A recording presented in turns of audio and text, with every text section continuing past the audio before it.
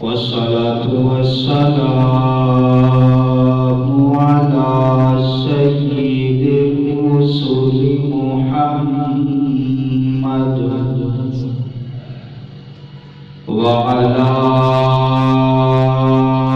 آله وأصحابه أجمعين.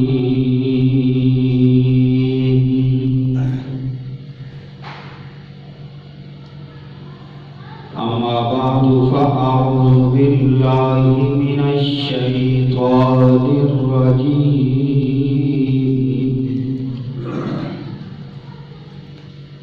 بسم الله الرحمن الرحيم.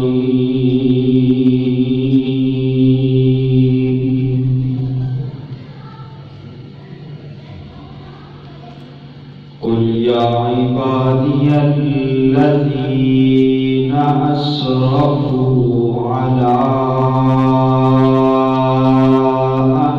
أنفسهم لا تقنطوا من رحمة الله.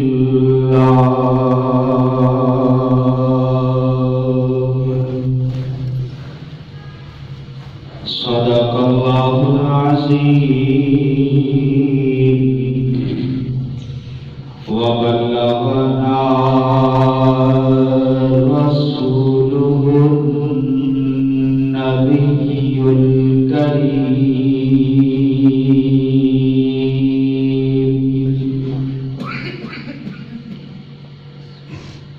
ونحن على ذلك لمن الشاهدين والشاكرين.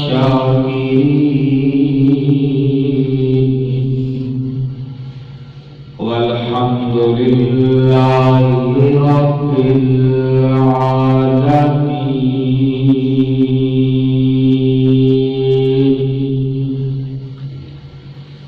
إن الله وملائكته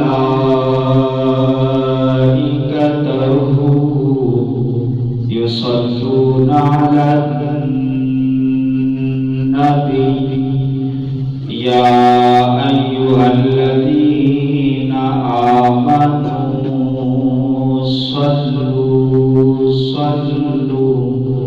صلوا عليه وسلموا تسليما. اللهم صل على محمد وعلى آل محمد كما صليت على إبراهيم وعلى آل إبراهيم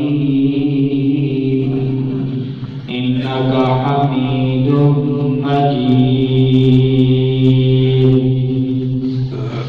اللهم بارك على محمد وعلى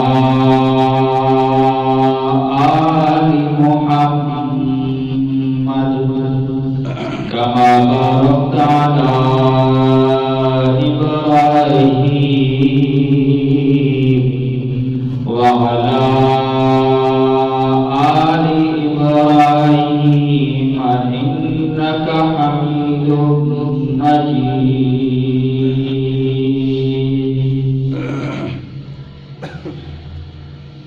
يا رب صل وسلم دائما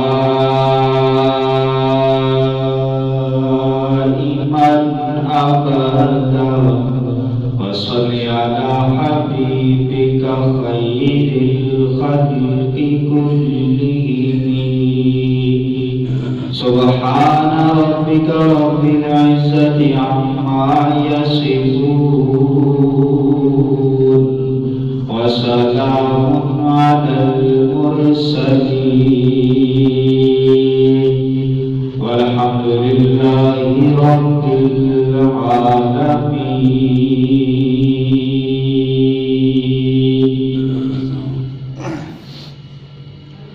معزز سامعین، اور بزرگان محترم، گزشتہ 2 جمعوں سے پہلے ہمارا جو موضوع تھا وہ امید اور خوف، کہ امید اور خوف کی کیفیت کس طرح کی ہونی چاہیے، اس پر چند باتیں آپ کے سامنے پیش کی تھی۔ انشاءاللہ آج کی جمعہ کی حاضری میں بھی امید اور خوف کے حوالے سے کچھ گزارشات آپ کے سامنے کروں۔ اللہ رب العزت حق اور سچ بات کہنے کی توفیق عطا فرمائے اور مجھے پہلے اور پھر آپ کو اس پر عمل کرنے کی توفیق عطا فرمائے۔ نبی کریم صلی اللہ علیہ وسلم کی حدیث مبارکہ ہے، آپ ارشاد فرماتے ہیں کہ اگر تم اللہ کی اطاعت اور فرما برداری کرنے لگ جاؤ اور تم سے کوئی گناہ بھی سرزد نہ ہو تو اللہ رب العزت تمہیں ختم کر دیں گے اور تمہاری جگہ پر ایک ایسی قوم لے کے آئیں گے جو گناہ بھی کرے اور اللہ سے توبہ بھی کرے۔ گناہ کا ہو جانا یہ انسان کی فطرت کے منافی نہیں ہے، بلکہ گناہ کرنے کے بعد توبہ کر لینا یہ انسان کے مقام و مرتبہ کو بڑھا دیتا ہے۔ حضرت ابراہیم بن ادہم رحمت اللہ علیہ ارشاد فرماتے ہیں کہ ایک مرتبہ میں بیت اللہ کا طواف کر رہا تھا اور کوئی بھی شخص وہاں پر موجود نہیں،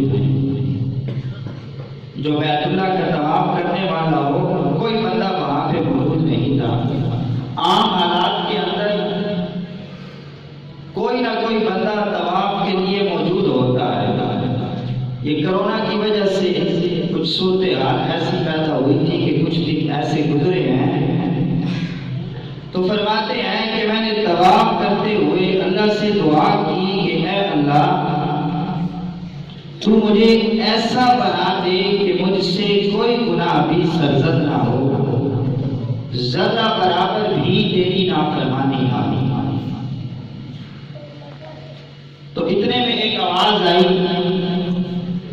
اور الفاظ یہ تھے کہ ابراہیم بن ادہم اگر تم سارے ایسے بن جاؤ کہ تم سے کوئی گناہ بھی سرزد نہ ہو، صرف نیکیاں ہی نیکیاں ہوں، تو پھر اللہ رب العزت اپنی شان کریمی کا اظہار کس پر فرمائے؟ تو انسان کی فطرت کا تقاضا ہے کہ اس سے گناہ ہوتا ہے، اور اللہ کے کرم کا تقاضا ہے کہ جب بھی اس کی بارگاہ میں ہاتھ پھیلا کر اپنے گناہوں کی معافی مانگی جاتی ہے، اللہ رب العزت قبول فرما لیتے ہیں۔ روایات میں آتا ہے کہ اللہ رب العزت نے پوری کائنات میں ایک حصہ اپنی محبت کا ظاہر فرمایا ہے اور 99 حصے جو ہیں اللہ رب العزت نے آخرت کے لیے رکھے۔ دنیا میں ما بین الاشیاء، ما بین الانسان، ما بین الحیوان جتنی محبت عقیدت ہے یہ اللہ کی محبت کا سواں حصہ ہے۔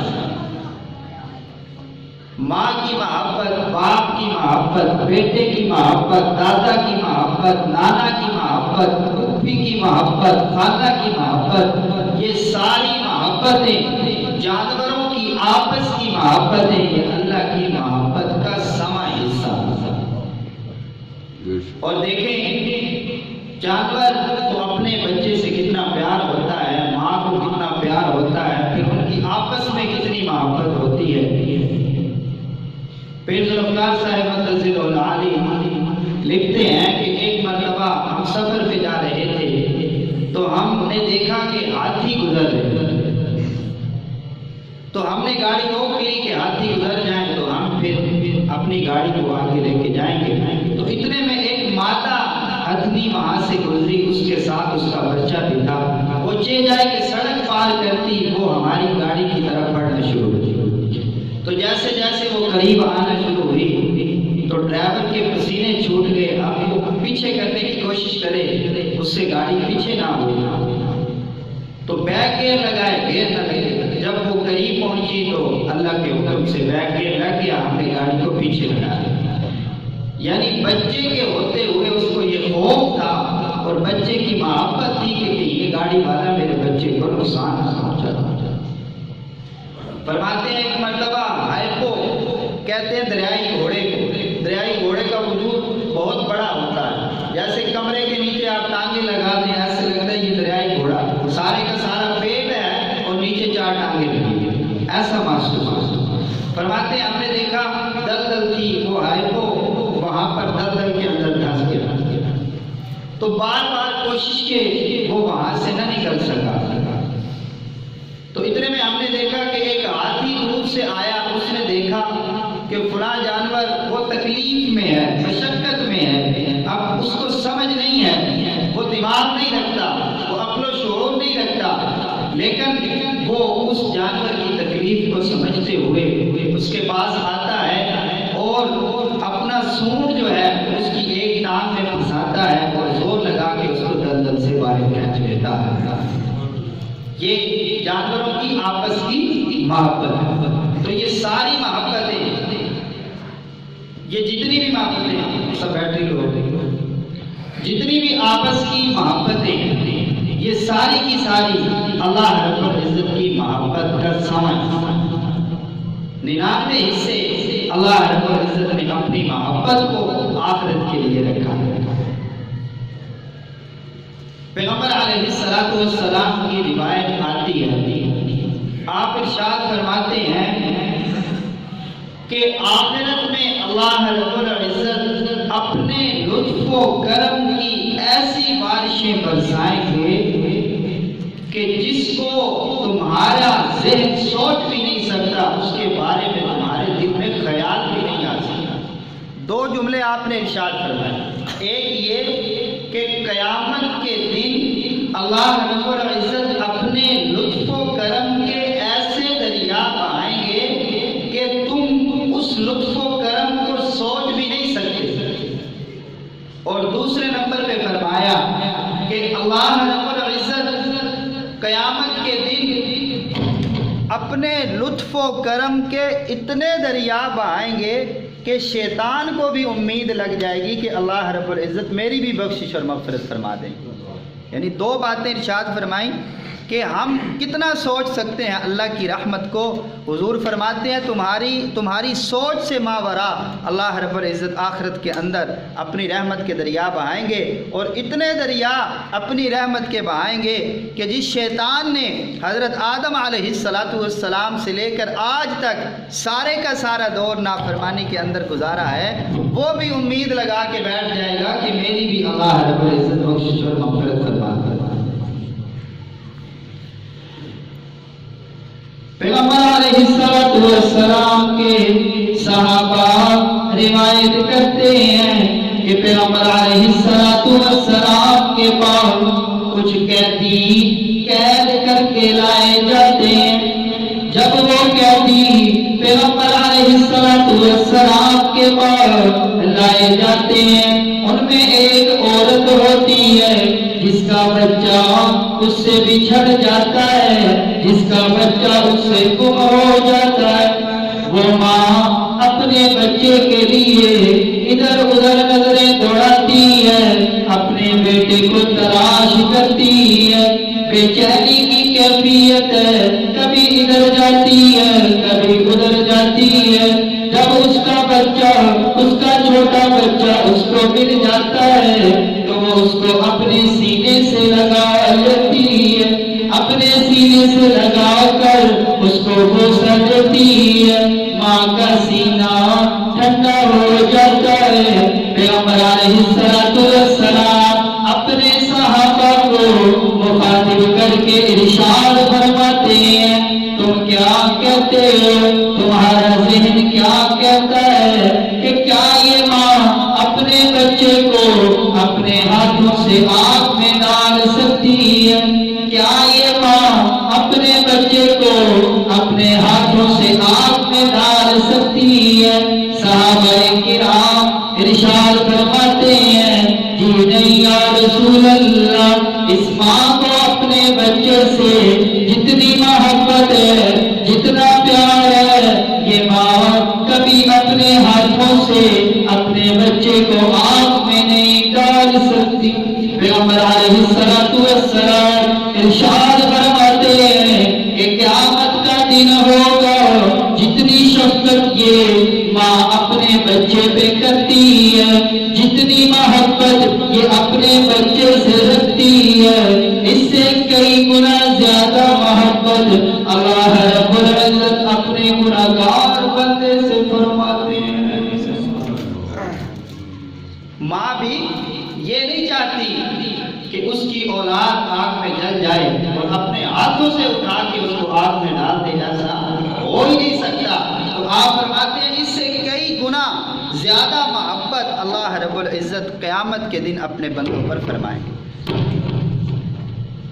تو کتنی بڑی اللہ رب العزت کی شان ہے، لیکن اس کی شان کریمی کے ہوتے ہوئے بھی ہم اللہ رب العزت کی اطاعت اور فرما برداری کو اختیار نہیں کرتے، بلکہ اللہ کے نافرمان بنے۔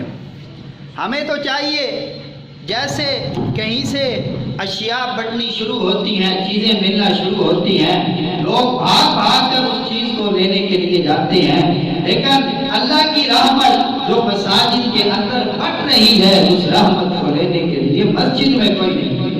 اللہ تو فرماتے ہیں کہ میرا بندہ میری طرف آئے، ہم اللہ کی طرف جانے کے لیے تیار ہیں۔ معزز سامعین، محشر کا دن ہوگا، جیسے حضور نے فرمایا اللہ رب العزت کی رحمت کے دریا بہیں گے، اللہ رب العزت بے شمار اپنی رحمت جو ہے وہ اپنے بندوں پر فرمائیں گے۔ تو قیامت کا دن ہوگا، دو بندے جہنم کے اندر ہوں گے، اللہ رب العزت ان کو جہنم سے نکال کر اپنے سامنے لے۔ پیغمبر علیہ السلام کی روایت ہے جس میں آپ یہ واقعہ بیان ہے۔ پیغمبر علیہ السلام کا فرمان کہتا ہے کہ اللہ رب العزت قیامت کے دن ان دو بندوں کو اپنے سامنے حاضر کریں گے اور ان سے پوچھیں گے کہ جس جگہ پہ تم گئے ہو تم نے اس جگہ کو کیسا پایا؟ تو وہ کہیں گے اے اللہ وہ جہنم ہے، وہ بہت بری جگہ ہے، وہ بہت برا ٹھکانہ ہے، ہم وہاں پر ناکام و نامراد ہو گئے۔ الہ العالمین ارشاد فرمائیں گے میں نے اپنے انبیاء کے ذریعے سے، اپنے رسولوں کے ذریعے سے تم کو یہ پیغام دیا تھا کہ وَإِنَّ جَهَنَّمَ لَمَوْعِدُهُمْ أَجْمَعِينَ۔ میں نافرمانوں سے، میں کافروں سے، میں فاسقوں سے، میں فاجروں سے اس جہنم کو بھروں گا۔ جب میں نے تمہیں اپنے رسولوں کے ذریعے سے یہ پیغام دیا تھا تو تم نے میری اطاعت اور فرما برداری کو کیوں اختیار نہیں کیا؟ اب تم دونوں جاؤ جہنم کی طرف، جا کے اپنے ٹھکانے پہ بیٹھ جاؤ۔ جیسے ہی اللہ رب العزت یہ الفاظ کہتے ہیں، یہ الفاظ ارشاد فرماتے ہیں، تو ایک جہنمی جہنم کی طرف دوڑ لگا دیتا ہے، دوسرا جہنمی اس کے پیچھے چلتا ہے اور پیچھے چلتا چلتے چلتے وہ پیچھے مڑ کے دیکھتا ہے، پھر تھوڑی دور چلتا ہے، پھر پیچھے مڑ کے دیکھتا ہے۔ اللہ رب العزت ان دونوں جہنمیوں کو اپنے پاس بلائیں گے اور بلا کے ارشاد فرمائیں گے کہ جب میں نے حکم دیا کہ تم دونوں جہنم میں چلے جاؤ تو تم نے دوڑ کیوں لگا دی؟ کیا وہ ٹھکانہ، کیا وہ جگہ تمہیں زیادہ پسند ہے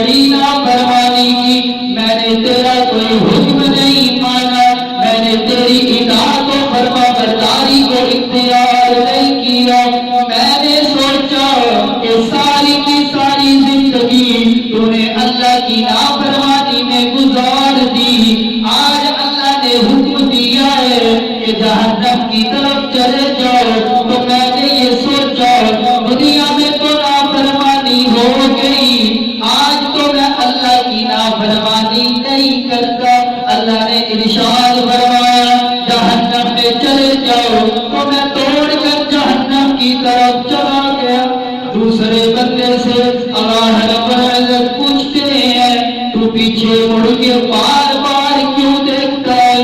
تو وہ بندہ کہے گا اے اللہ مجھے اتنا معلوم ہے تیری رحمت کا تقاضا ہے، جب تو کسی کو جہنم سے نکال لیتا ہے دوبارہ اس کو جہنم میں بھیجنے والا نہیں ہے۔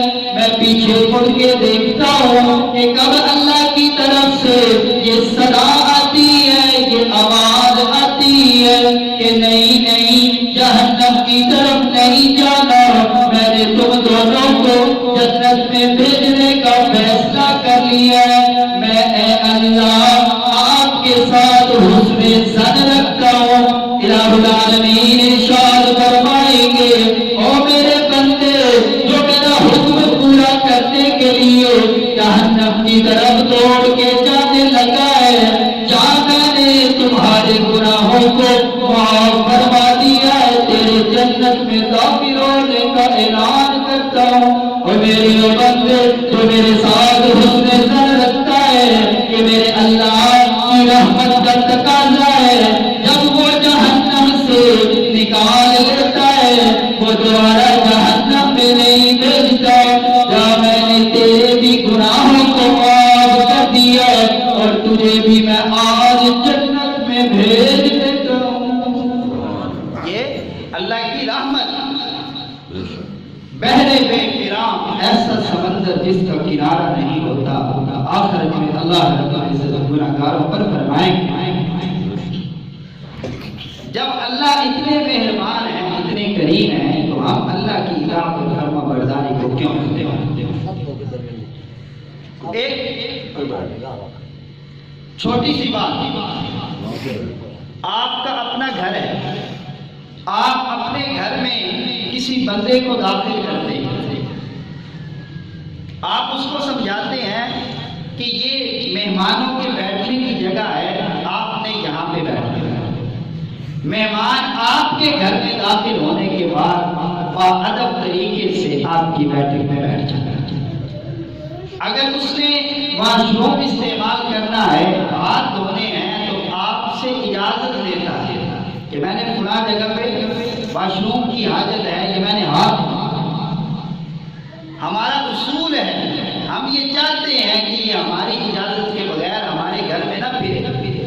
اندر ہماری عورتیں ہیں، یہ بغیر اجازت کے اٹھ کے وہاں پہ نہ چلا جاتا۔ اب اگر مہمان اندر آنے کے بعد آپ کی بات نہیں مانتا، اندر اٹھ کے چلا جاتا ہے، آپ دھکے مار کے ایسے مہمان کے گھر سے نکال دیں، دھکے مار کے گھر سے نکال دیں۔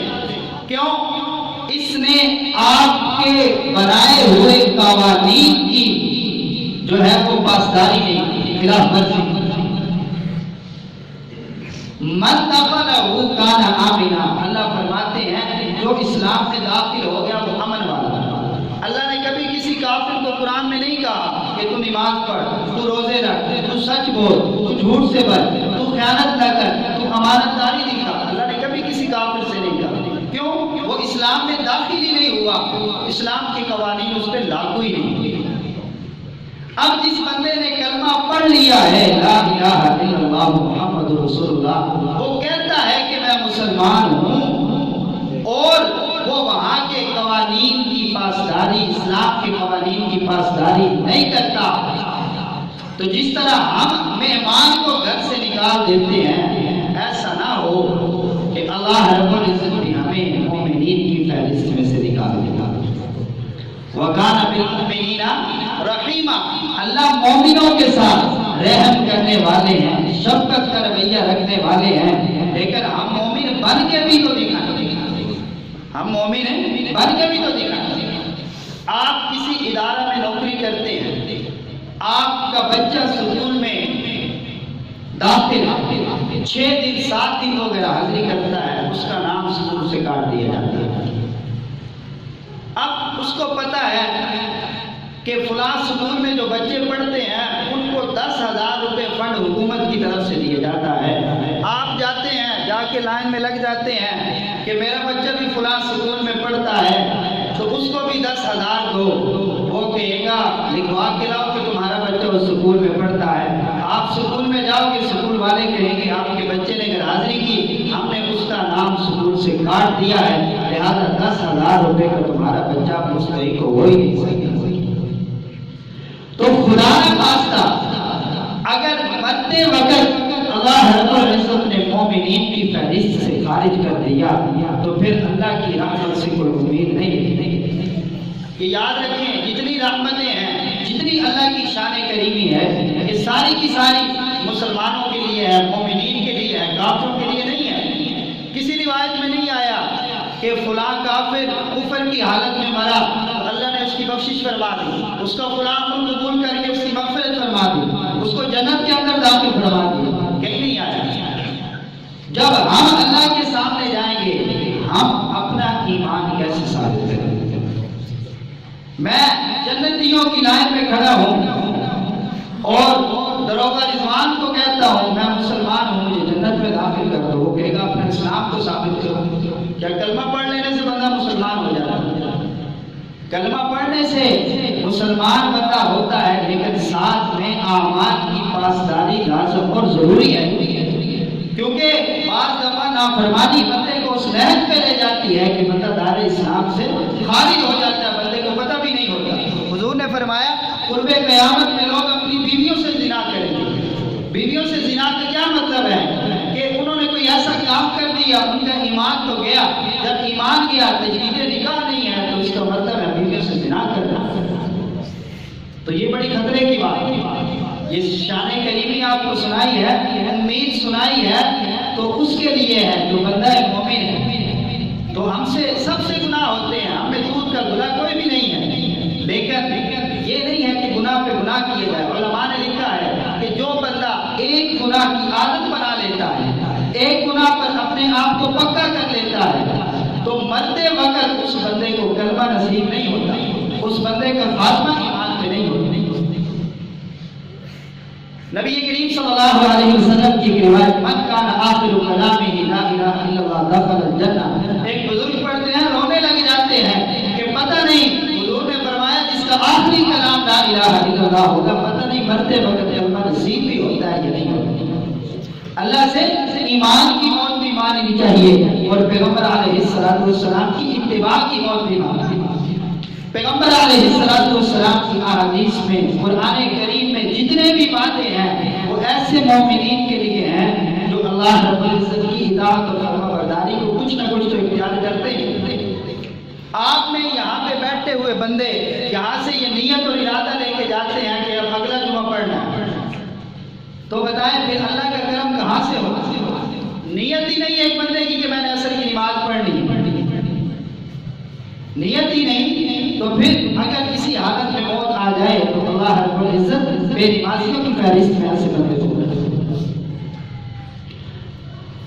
اللہ کا قرآن کہتا ہے انما المؤمنون الذین اذا ذکر اللہ وجلت قلوبهم، بے شک مومن بندہ وہ ہوتا ہے، اللہ فرماتے ہیں جب اللہ کی آیات اس کے سامنے پڑھی جاتی ہیں، وجلت قلوبهم، ان کے دل ڈر جاتے ہیں، وَإِذَا تُلِيَتْ عَلَيْهِمْ آیاتُهُ زَادَتْهُمْ ایمانا، جب ان کے سامنے اللہ کی آیات پڑھی جاتی ہیں تو ان کا ایمان زیادہ ہو جاتا ہے۔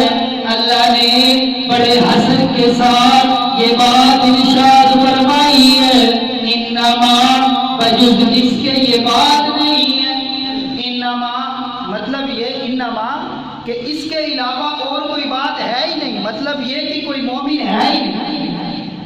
انما المؤمنون الذین اذا ذکر اللہ، جب اللہ کا نام ان کے سامنے لیا جاتا ہے، وجلت قلوبهم، ان کے دل ڈر جاتے ہیں، وَإِذَا تُلِيَتْ عَلَيْهِمْ آیَاتُهُ، جب اللہ کی آیات ان کے سامنے پڑھی جاتی ہیں، زَادَتْهُمْ ایمانا، ان کا ایمان بڑھ جاتا ہے، وَعَلَىٰ رَبِّهِمْ يَتَوَکَّلُونَ،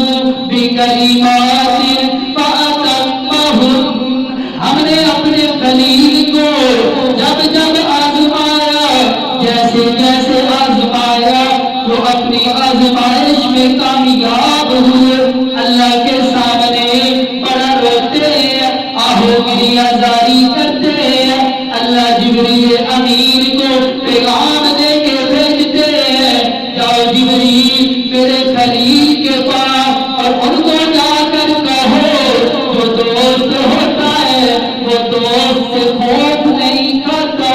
جبریل امین ابراہیم علیہ السلام کے پاس آتے ہیں اور آ کے ارشاد فرماتے ہیں، اللہ نے آپ کو سلام بھیجا ہے۔ سلام بھیجنے کے بعد عرض کرتے ہیں، اللہ ارشاد فرماتے ہیں، اے ابراہیم تو میرا خلیل ہے، تو میرا دوست ہے، تو میرا پیارا ہے، دوست دوست سے نہیں کرتا، تو مجھ سے خوف کیوں کھاتا ہے؟ ابراہیم علیہ السلام اللہ کی بارگاہ میں عرض کرتے ہیں، اے اللہ جب میں تیری رحمت کریمی کی طرف دیکھتا ہوں، جب اس رشتے کی طرف دیکھتا ہوں تو امید بن جاتی ہے، لیکن جب میں اپنی خطاؤں کو اپنی غلطیوں کو دیکھتا ہوں تو پھر مجھے ڈر لگتا ہے کہ کہیں ناکام و نامراد نہ ہو جاؤں۔ اللہ کے وہ خلیل جو اللہ کو بڑے پیارے ہیں، اگر وہ اللہ کی بارگاہ میں روتے ہیں گڑگڑاتے ہیں تو پھر میں اور آپ دیکھ لیں کہ ہم کہاں ہیں، ہم کیسی امیدیں لگائے بیٹھے ہیں کہ میں نے کچھ بھی نہ کیا، کوئی عمل بھی نہ کیا تو میری بخشش اور مغفرت ہو جائے گی۔ آئیے آئیے آپ کو کچھ اور بھی دکھاؤ، یہ میرے اور آپ کے نبی ہیں جن کے لیے اللہ نے ارشاد فرما دیا، لِيَغْفِرَ لَكَ اللَّهُ مَا تَقَدَّمَ مِنْ ذَنبِكَ وَمَا تَأَخَّرَ۔ انبیاء کی خطائیں نہیں ہوتی، پھر بھی اللہ ارشاد فرماتے ہیں محبوب آپ کامیاب ہیں، لیکن جب ہوائیں چلتی ہیں، جب سورج گرہن ہوتا ہے، جب چاند گرہن ہوتا ہے، صحابہ کرام یہ روایت کرتے ہیں کہ پیغمبر علیہ السلام کے چہرے کا رنگ تبدیل ہو جایا کرتا تھا۔ آپ کبھی مسجد کے اندر جاتے، جا کے نماز پڑھتے، پھر باہر آتے، پھر اندر جاتے، آپ پہ بے چینی لگی رہتی۔ صحابہ کرام نے پوچھا یا رسول اللہ یہ بے چینی کیسی ہے؟ آپ ارشاد فرماتے ہیں جب پرانی امتوں پر عذاب آیا، بادل آئے، انہوں نے سمجھ لیا کہ یہ بارش برسانے کے لیے آئے ہیں، مجھے ڈر ہے، مجھے خطرہ ہے، مجھے خوف ہے اس بات کا، یہ جو آندھی چلتی ہے یہ میری امت کو ختم نہ کر دے، یہ جو بادل آتے ہیں ان کے آنے سے ایسی بارش نہ برسے جو میری ساری قوم کو ہلاک کر دے۔ پیغمبر علیہ السلام سب سے بڑے مقام و مرتبہ والے ہیں، رات کا وقت ہوتا ہے، ساری دنیا سوتی ہے، محبوب خدا اللہ کی بارگاہ میں کھڑے ہیں، جب آپ کھڑے ہوتے ہیں نماز پڑھتے ہیں آپ کی آنکھوں سے آنسو جاری ہو جاتے ہیں۔ اما عائشہ صدیقہ رضی اللہ تعالی عنہا ارشاد فرماتی ہیں جب محبوب خدا رویا کرتے تھے تو ایسا محسوس ہوتا تھا کہ باہر موسلادھار بارش شروع ہو چکی ہے۔ ہم میں سے کوئی اتنا رویا کہ اس کے آنسو کے گرنے سے آواز، محبوب خدا اتنا روتے تھے۔ اما فرماتی ہیں ایسے آواز آتی تھی جیسے بارش کے برسنے کی آواز، یہ ان کا خوف تھا۔ تو اگر صرف رحمت کا ہی پلہ پکڑنا تھا تو یہ بخشے بخشائے لوگ تو پہلے صحابہ کرام، انبیاء کرام بخشے بخشائے تھے، انہیں کیا ضرورت تھی اللہ کی بارگاہ میں رونے اور گڑگڑانے کی؟ اپنا مضبوط کر رہے تھے. جتنا تعلق مضبوط ہوگا انشاءاللہ آخرت میں اتنے ہی کام. اپنی چھوٹی چھوٹی باتیں اللہ کو بتائی جائیں، اپنی پریشانیاں اللہ کو بتائی جائیں، اللہ کے دربار میں آیا جائے، اللہ سے لو لگائی جائے، اللہ سے رشتہ قائم کیا جائے. میں خود سوچوں دن میں نے آج کتنی مرتبہ اللہ کو پکارا، کتنی مرتبہ جیسے میں ماں ماں کہتا ہوں ایسے میں نے اللہ اللہ کہا. تو میں آیت پڑھ رہا تھا کہ مومن وہ ہے کہ جب اللہ کا نام آتا ہے دل ڈر جاتے ہیں، اور جب اللہ کی آیات پڑھی جاتی ہیں تو ایمان بڑھ جاتا ہے. روایات میں آتا ہے جب جبریل حضور کے سامنے آتے تو کب کبھی تاریخ ہوتی، پوچھتے جبریل یہ کیا ہے؟ فرمایا حضور اللہ کے پاس سے ہو کے آیا ہوں. پھر ذوالفقار صاحب نے لکھا ہے کہ ہم جنگل سے گزر رہے تھے، دور ایک شیر بیٹھا تھا، گاڑی گزر رہی تھی، اس نے ہمیں کچھ نہیں کہا. شیر کو دیکھ کے ایسی ہیبت تاری ہوئی کہ ہمیں کب کبھی تاری ہوئی. تو اس وقت مجھے سمجھ آیا جب جبریل اللہ کے دربار میں وحی لینے جاتے تھے تو ان کا کیا حال ہوتا ہوگا.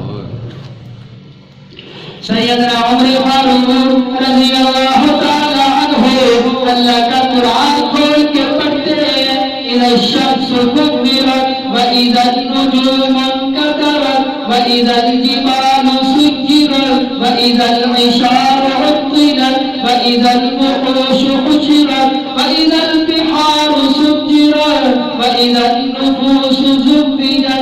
آگے پڑھتے پڑھتے جب آپ اس آیت پہ پہنچتے ہیں جب اللہ نے فرمایا وَإِذَا الصُّحُفُ نُشِرَتْ، جب نامہ اعمال کھول دیے جائیں گے. 22 لاکھ مربع میل پر حکومت کرنے والا حکمران ہے، حضور کی زبان اقدس سے اپنے لیے جنت کی بشارت سن چکا ہے، لیکن اللہ کا قرآن سن کے اشخا کے گر پڑتا ہے. آیت پڑھتے ہیں انما اشکو بسی وحزنی الی اللہ. مسئلے پہ کھڑے ہیں صحابہ کرام روایت کرتے ہیں جب اس آیت کو پڑھتے ہیں پڑھتے پڑھتے آہو بکا اتنی زیادہ ہو جاتی ہے کہ ہمیں پہلی صف میں کھڑے ہوئے آپ کے رونے کی آوازیں آتی ہیں. اللہ کا قرآن کہتا ہے جہاں پہ عذاب کا ذکر آتا ہے حضرت عمر فاروق رضی اللہ تعالیٰ عنہ وہ آیت سنتے ہیں. آیت سننے کے بعد اتنی فکر لاحق ہوتی ہے کہ بیماری آن پڑتی ہے. 1 مہینہ اس بیماری کی وجہ سے بستر پہ رہتے ہیں. اللہ کا خوف اتنا دامن گیر ہے. ایک صحابی فجر کی نماز میں اللہ کا قرآن سنتے ہیں، اللہ کا قرآن سنتے سنتے ایک آیت کو سنتے ہیں تو اشکا کے گر پڑتے ہیں اور روح پرواز کر جاتی ہے. حضرت سلمان فارسی رضی اللہ تعالیٰ قرآن میں آیا وَإِنَّ جَهَنَّمَ لَمَوْعِدُهُمْ أَجْمَعِينَ. اللہ کے نافرمانوں کا انجام یہ ہوگا کہ ان سب کو جہنم میں ڈال دیا جائے گا. جب یہ آیت پڑھتے ہیں تو آیت پڑھتے پڑھتے ہچکی پڑ جاتی ہے. حضرت حسن بصری رحمت اللہ علیہ ان کے بارے میں آتا ہے 40 سال تک مسکرائے نہیں. کیفیت یہ تھی ایسا محسوس ہوتا تھا کہ جس قیدی کے لیے یہ فیصلہ کر دیا جائے کہ اس کو پھانسی لگنے والی ہے ہر وقت اس طرح کی کیفیت ان پہ طاری رہتی ہے. ہر وقت ان پہ یہ کیفیت طاری ہے. اتنا کچھ کرنے کے باوجود اللہ کی اطاعت و فرمانبرداری اختیار کرنے کے باوجود ان کا اپنا حال یہ تھا کہ اللہ کی بارگاہ میں روتے ہیں گڑ گڑاتے ہیں. معزز سامعین 2 جمعوں کے حوالے سے آپ سے امید اور خوف کے موضوع پر بات کی. اب یہ بات ذہن میں رکھیے امید کب رکھنی چاہیے، خوف کب رکھنا چاہیے، اس کا محل کیا ہے. اس کے بارے میں علماء نے لکھا ہے کہ امید رکھنی چاہیے دوسروں کے بارے میں اور خوف رکھنا چاہیے اپنے بارے میں. اپنی آنکھ کا شہدیر بھی بندے کو نظر نہیں آتا اور دوسروں کی آنکھ کا بال بھی نظر آ جاتا ہے. ایک گناہ میں کرتا ہوں مجھے وہ بڑا چھوٹا محسوس ہوتا ہے، جب لوگوں کو کرتے ہوئے دیکھتا ہوں تو پھر مجھے وہ بہت بڑا محسوس ہوتا ہے۔ تو اپنے بارے میں خوف رکھیں، دوسروں کے بارے میں امید رکھیں کہ ان سب کی تو بخشش ہو ہی جانی ہے، میں نے کوئی عمل نہ کیا، ایسا نہ ہو جیسے حضرت آدم علیہ السلام کی ایک غلطی کی وجہ سے پکڑ ہوئی تھی، میری بھی ایک غلطی کی وجہ سے پکڑ ہو رہی ہے۔ اور یہ بات آپ دل کی تختیوں پہ لکھ کے لے جائیں گے۔ جس بندے کے ذہن میں یہ ہے نا کہ باقی نیک ہوں گے یا نمازی ہوں گے تب میں نے نماز پڑھنی ہے، ایسا بندہ کبھی دین پہ نہیں چل سکتا۔ آزما کے دیکھ، ایک بندہ نماز شروع کر دے، نماز شروع کرنے کے بعد وہ لوگوں کے ایپ دیکھے کہ وہ فلاں نماز نہیں پڑھتا، فلاں نہیں پڑھتا، لوگوں کو بتائے وہ فلاں بھی نہیں پڑھتا، فلاں بھی نہیں پڑھتا، یقینی بات ہے کہ یہ چند روز نماز پڑھے گا، اس کے بعد اس کی نماز چھوٹ جائے گی، اس کا سارا دین چھوٹ جائے گا۔ حضرت امداد اللہ مہاجر مکی رحمۃ اللہ علیہ کی خدمت میں ان کا ایک مرید آیا، ایک مرید کی شکایت لگائی کہ اس سے وہ فلاں فلاں غلطی ہو گئی۔ حضرت بڑے سمجھدار تھے، حضرت نے فرمایا کوئی بات نہیں۔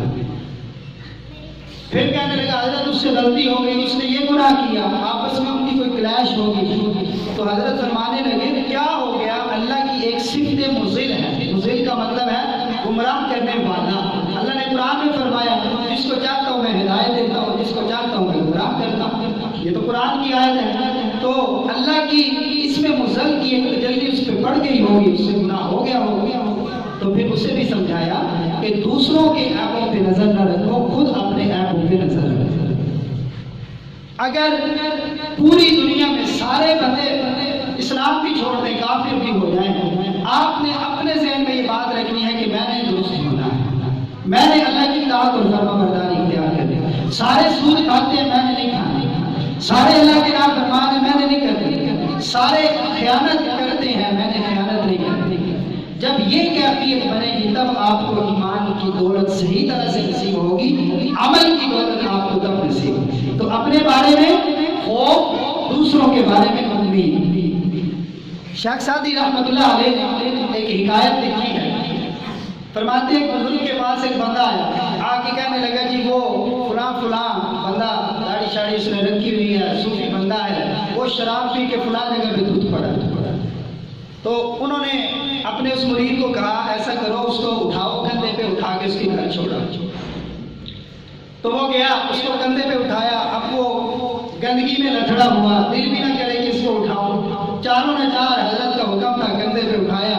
جب بازار سے گزرا تو پھر لوگ ہوتے ہیں، لوگوں نے کہا دیکھو جی ایک صوفی کی یہ حالت ہے اور ایک کی یہ حالت ہے، وہ تو ویسے ہی شراب پی کے نشے میں پڑا اور یہ اس کو اٹھا کے لے کے جا رہا ہے جی، جو برے کا ساتھ دیتا ہے پھر لوگ اس کو بھی برے کہتے ہیں۔ بڑا مشکل سے اس کے گھر پہنچا، اس کو لٹایا، ساری رات کروٹیں بدلتی گزر گئی۔ صبح اٹھا، ان کی خدمت میں گیا، انہوں نے پوچھا بزرگوں نے ہاں جی کیا بنا؟ کہنے لگا حضرت بڑی بےزتی ہوئی۔ فرمایا جب تو اس کا ایک عیب لے کے میرے پاس آیا تھا تب تجھے احساس نہیں تھا کہ تیرے کتنے عیب ہیں جن پہ اللہ نے پردہ ڈالا ہے جی۔ تو لوگوں کے عیبوں پہ نظر نہ ہو، اپنے عیب دیکھیں، سارے غلط ہیں، میں نے ٹھیک ہونا ہے۔ اللہ نے کہیں پہ بیان نہیں فرمایا کہ لوگوں کے عیب لوگوں کے سامنے بیان کریں۔ دو جگہ ہے جہاں پہ آپ کسی کا عیب ظاہر کر سکتے ہیں، ایک یہ اگر کوئی بندہ کسی خاندان کے ساتھ رشتہ جوڑنے لگا ہے، آپ بتا سکتے ہیں جی یہ بندے ٹھیک نہیں، یہ سودی ہیں، جواری ہیں، زانی ہیں، بتا سکتے ہیں۔ اس حد تک آپ کسی کے ساتھ کوئی بندہ معاملہ کرنے لگا ہے، تجارت کا، معاشرت کا، کسی بھی طرح کا، آپ اس کو بتا دیں بندہ بےایمان ہے، آپ نے اس کے ساتھ یہ معاملہ نہیں کرنا۔ اس کے علاوہ کسی بھی جگہ پر آپ کو قطعاً اجازت نہیں ہے کہ آپ کسی کا عیب کسی بندے کو بتائیں۔ آپ سارے بھی عیب دار ہو جائیں، آپ سارے گناہ گار ہیں، شرابی، جواری، زانی، جو کچھ بھی ہیں، مجھے اس سے کیا فرق پڑتا ہے؟ میں جب لوگوں کو بتاؤں گا تو کیا پھر میرے اندر ٹھنڈ پڑے گی؟ ایسا تو نہیں، مجھے آپ کے گناہ کرنے سے کوئی فرق نہیں پڑتا۔ ہاں اتنا ہے اللہ نے ایک ذمہ داری لگائی ہے، ما علیک الا البلاغ، آپ کے ذمہ ہے پیغام پہنچا دیں۔ ایک بندہ شرابی ہے، آپ نے منع کر دیا شراب بہت برا کام ہے، آپ نہ پیے، تو اب وہ نہیں منع ہوتا تو اس کا اللہ کا معاملہ ہے۔ اللہ نے تو اپنے پیارے حبیب کو فرمایا کہ ابو جہل کا، ان کافروں کا آپ سے سوال نہیں ہونا، تو جس کو آپ نے سمجھایا، بار بار سمجھایا، समझाया वो नहीं समझा, उसको सवाल आपसे नहीं होना, वो करता रहे गुनाह, आपने अपनी जिम्मेदारी पूरी कर दी। तो दूसरों के बारे में उम्मीद, अपने बारे में खौफ। बुढ़ापे में उम्मीद, जवानी में खौफ। जवानी में खौफ होगा, क्यों? शहवात का गलबा होता है, अल्लाह का खौफ होगा, बंदा गुनाहों से बच जाएगा। और बुढ़ापे में जब बंदे से कुछ नहीं होता, फिर उम्मीद का दामन होता है, आखिरी सहारा अल्लाह का होता है। या अल्लाह अब तो बूढ़ा हो गया, अब तो कबाब भी कमजोर हो गए, कुछ भी नहीं होता। कई बुजुर्गों से सुनते हैं चलते चलते हवा निकल जाती है, इबादत का मजा भी नहीं आता, पेशाब का कतरा निकल आता है। तो इस सूरत में उम्मीद रखनी चाहिए कि अल्लाह माफ फरमा। सेहत में खौफ होना चाहिए कि गुनाह ना हो जाए, और बीमारी में उम्मीद होनी चाहिए कि अल्लाह जरूर माफ फरमा। खुशी में खौफ होना चाहिए कि शैतान की इत्तिबा न हो जाए, और गम के अंदर उम्मीद होना चाहिए कि अल्लाह रब्बुल इज्जत मेरी बख्शिश और मगफिरत जरूर फरमा देंगे। अल्लाह ने फरमाया या इबादी अल्लज़ीना असरफू अला अनफुसिहिम ला तक़नतू मिन रहमतिल्लाह, मेरी रहमत से मायूस ना। तो दोनों जुमों की तकरीरों का खुलासा ये है कि अल्लाह के साथ ताल्लुक जितना मजबूत कर सकते हो करो, फिर उर्वतिन वुस्क़ा, जितनी मजबूती से अल्लाह का सहारा पकड़ोगे, इसी मजबूती के साथ आखिरत में कामयाब होगे। और दूसरा ये कि उम्मीद भी होनी चाहिए, खौफ भी होना चाहिए, अल्लाह की रहमत को देख के उम्मीद होनी चाहिए, अपने गुनाहों को देखकर जहन्नम का खौफ होना चाहिए। अल्लाह रब्बुल इज्जत अमल की तौफीक अता फरमाए। आखिर दावाना अल्हम्दुलिल्लाह।